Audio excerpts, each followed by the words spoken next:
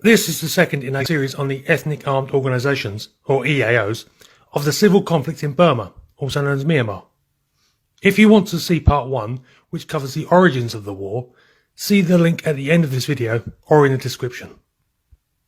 In a war that has lasted over 75 years, the Arakan Army is the newest major faction to arise, but has already demonstrated a remarkable ability in fighting the National Army. Founded on 10th of April 2009, along with its political wing, the United League of Arakan, the organisation's first headquarters was in Lisa, Kachin State, capital of the Kachin Independence Army, and far in the country's northeast amongst the foothills of the Himalayas. This would seem surprising considering that this is about as far from their home the Arakanese can get and stay in Burma, but shows the level of preparation and planning the organisation's founders made in preparing for the conflict. Arakan, also known as Rakhine State, is situated on the western coast of the country, bordered by the Bay of Bengal to the west and Bangladesh to the northwest. The region has always been a melting pot and important trade hub, with evidence of multiple ethnicities and religions calling the region home for thousands of years.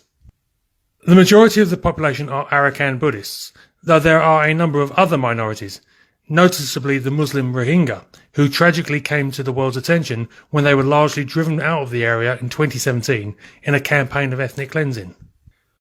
Along a series of independent kingdoms, Arakan was conquered by the Third Burmese Empire in 1784 and then ceded to the British East India Company in 1826 following the First Anglo-Burmese War. Arakan, as an independent entity with a long history, was subject to several rebellions against the British and, after independence in 1948, against the central government. Multiple organisations have come and gone with the intention of creating either an independent Arakan nation or else achieving greater autonomy, but none has been as active as the current Arakan Army. The organisation's stated aims are self-determination for the multi-ethnic Arakanese population, the safeguarding and promotion of the national identity and cultural heritage of the Arakan people, and the national dignity and best interests of the Arakan people. To this end, the AA advocates for Confederate status within Burma similar to that enjoyed by the Wa minority, who maintain effective independence through a large military. Making connections and relationships with older EAOs, the Arakan began training recruits and gathering equipment stockpiles. With their founding, the AA's leadership began to carefully husband resources for the conflict that it apparently saw as inevitable with the central government. Weapons were acquired from EAO allies and internationally, including items such as Chinese anti-aircraft missiles.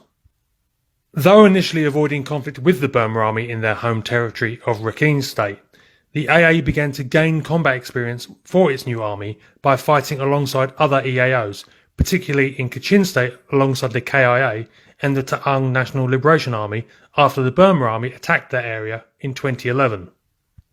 The AA's combat operations also increased following the Burma Army campaign against the Kokang on the Chinese border in 2015. The Arakan Army began to fight in its home state and the west of Burma in 2015 with periodic skirmishes with the Burma Army and Bangladeshi border guards. Though this fighting could be extremely fierce, it generally followed a pattern of flaring over several days and then subsiding.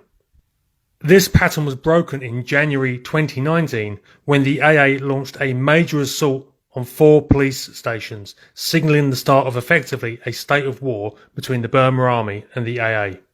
Extensive fighting across Rakhine and Chin states broke out, with the corresponding suffering caused to the civilian population. However, despite their massive superiority in man and firepower, the Burma Army has not only been unable to eradicate the AA, they have actually suffered a number of defeats.